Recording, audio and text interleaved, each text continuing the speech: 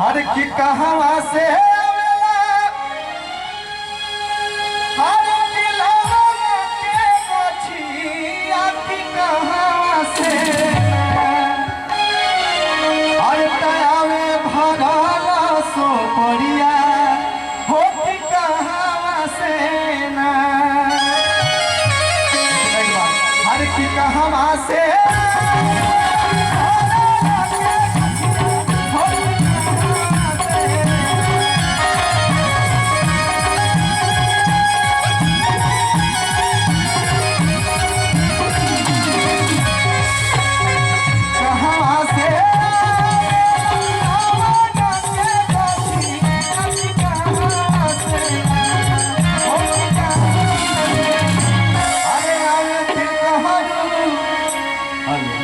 हर की आवे दिल गहरुया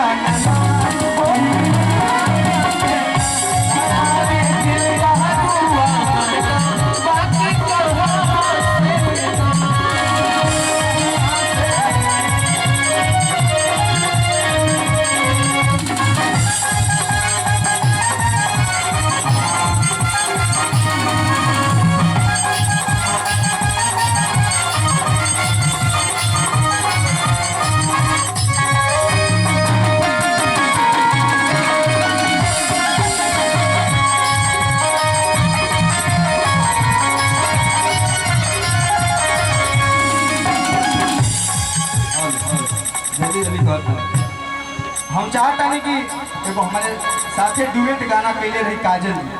तो आमंत्रित करता नहीं काजल एक बार आओ गाना कर दिया जाओ।